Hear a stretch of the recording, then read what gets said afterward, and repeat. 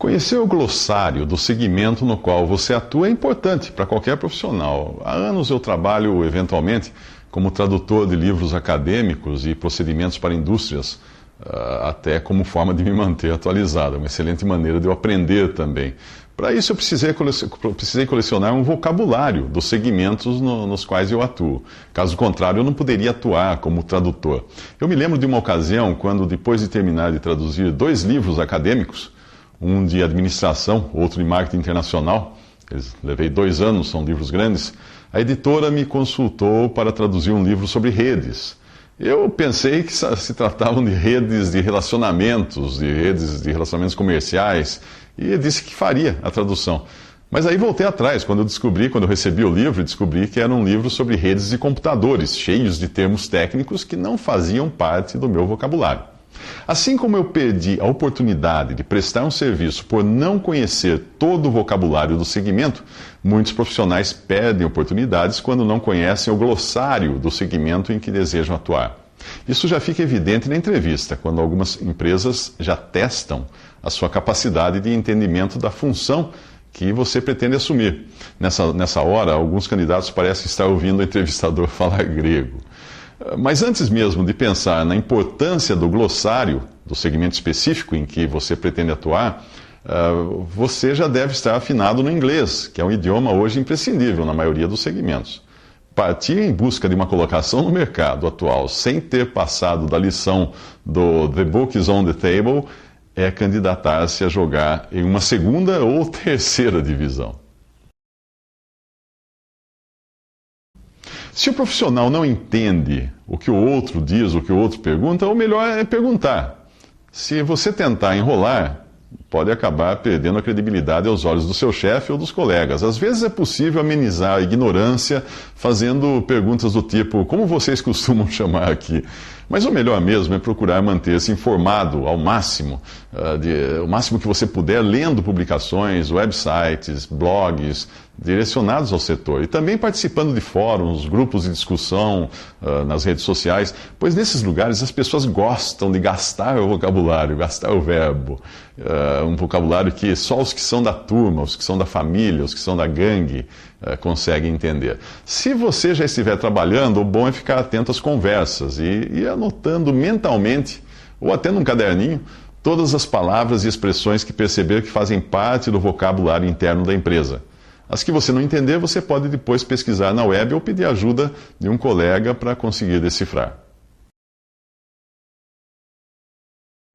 Uma coisa é dominar um vocabulário ou glossário técnico peculiar a algum segmento, outra é falar gíria corporativa, também conhecida como jargões, que podem muito bem ser substituídos por termos usuais. Alguns profissionais adoram desfiar um rosário de expressões para dar a impressão de que são entendidos no assunto, mas geralmente quem faz isso é o que menos entende. É muito comum nós vermos isso em recém-formados em direito, né? Pessoas que realmente trafegam à vontade dentro de um segmento não precisam florear sua fala com palavras supérfluas. Eu dei o exemplo do formado em direito, é fácil perceber a diferença entre um advogado experiente e um novato. O advogado experiente irá usar expressões em latim só quando forem absolutamente necessárias e entre os seus pares, ou seja, nas falas, nos tribunais ou em documentos jurídicos. Já o advogado recém-formado, ou aquele que faz pose de quem conhece tudo, não terá escrúpulos em derramar o seu dicionário latim diante de qualquer pessoa como forma de mostrar conhecimento, mesmo que a pessoa não entenda. O que ele não percebe é que fazer isso é como querer andar de fraque na praia, onde todos estão de roupa de banho. Como eu sou muito brincalhão e irreverente até no modo de me comunicar, se eu encontro um desses profissionais que insistem em falar o grego do seu segmento, eu começo a perguntar o significado, até como forma de ajudá-lo a descer do seu salto alto. Uma das minhas diversões é perguntar com expressão séria o significado da palavra estranha que o outro acabou de introduzir na conversa de maioria leiga. Depois de 2 ou 3 pedidos de tradução, ele acaba guardando o seu léxico de corporativez e passa a falar o idioma dos simples mortais. Sim, o exagero vem justamente da falta de entendimento das pessoas de qual é a real utilidade de um jargão ou termo técnico usado em um determinado segmento. Os jargões e termos técnicos devem ter a função apenas de simplificar a comunicação entre pares. Porque às vezes um termo breve, técnico ou em outro idioma substitui toda uma sentença, contanto que o outro esteja também habilitado a entender aquela linguagem. Se o profissional precisar falar o jargão e traduzir depois, é porque ele não entendeu o que é uma comunicação eficaz. Sim, há termos e jargões técnicos que são permanentes, mas há também os modismos. Na minha adolescência a gente falava uma brasa, mora, mas hoje eu nem me atreveria a incluir isso em uma conversa. Como os jargões corporativos estão sempre evoluindo, é preciso que o profissional também tenha a sensibilidade de evoluir com eles. Por exemplo, algumas empresas já abandonaram o termo equipe e passaram a usar time, o que pode causar alguma confusão em quem chega de última hora e lê algum e-mail circular contendo a palavra time em português. Ele pode achar que o conteúdo da mensagem esteja falando de tempo, de time, em inglês, e vai acabar ficando por fora do seu significado, mesmo porque muitos gostam de usar expressões inglesas como time, timing, em suas conversas, em suas falas.